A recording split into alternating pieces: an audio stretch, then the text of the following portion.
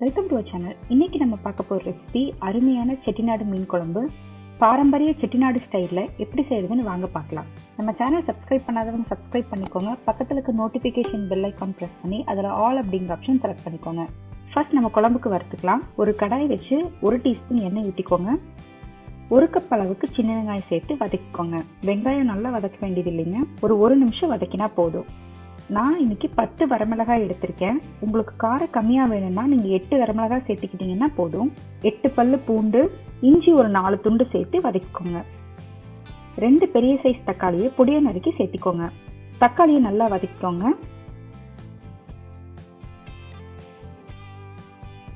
3 table spoon மல்லித்தூள், 1 table spoon சீரகம், 1/2 teaspoon சோம்பு, 1 டேபிள் ஸ்பூன் குருமிளகு, கலருக்காக 1 டீஸ்பூன் காஷ்மீரி மிளகாய்த்தூள் சேர்த்திக்கோங்க. ஆப்ஷனல் தாங்க, உங்களுக்கு வேண்டாம்னா நீங்கள் சேர்த்திக்க வேண்டாம். எல்லாத்தையும் ஒரு 2 நிமிஷம் மணம் வர அளவுக்கு நல்லா வறுத்துக்கோங்க. 1 கப் துருவிய தேங்காய் சேர்த்து வதக்கிக்கோங்க. தேங்காய் சேர்த்ததுக்கப்புறம் ரொம்ப வதக்க வேண்டாம். கொஞ்சம் கருவேப்பிலை, 1/2 டீஸ்பூன் அளவுக்கு வெந்தயம் சேர்த்து ஒரு கலக்கி விட்டுக்கோங்க. இந்த மசாலாவை நல்லா ஆறுனதுக்கப்புறமா அரைச்சி எடுத்துக்கலாம். நான் இன்னைக்கு அயில மீன் எடுத்திருக்கேன். உப்பு மஞ்சத்தூள்லாம் போட்டு நல்லா கழுவிட்டேங்க.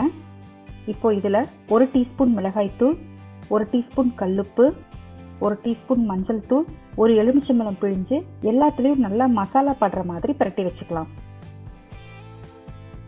இது ஒரு 1/2 மணி நேரம் ஊறட்டுங்க.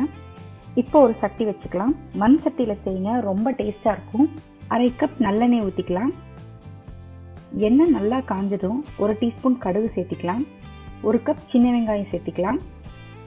ஒரு பச்சை மிளகாய் கீரி சேர்த்திக்கோங்க. வெங்காயம் நல்லா வதக்கிக்கோங்க. வெங்காயம் நல்லா வதங்கிடுச்சு.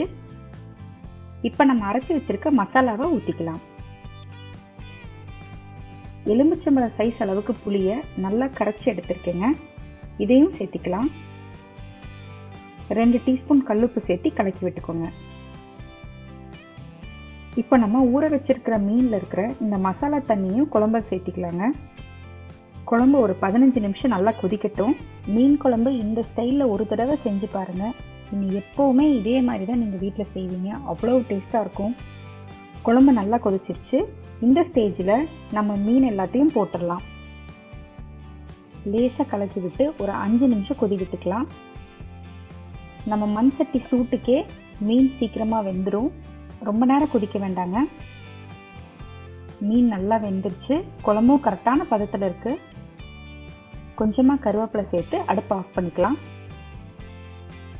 அவ்வளோதாங்க, வீடே மணக்கிற அளவுக்கு சுவையான செட்டிநாடு மீன் குழம்பு ரெடி.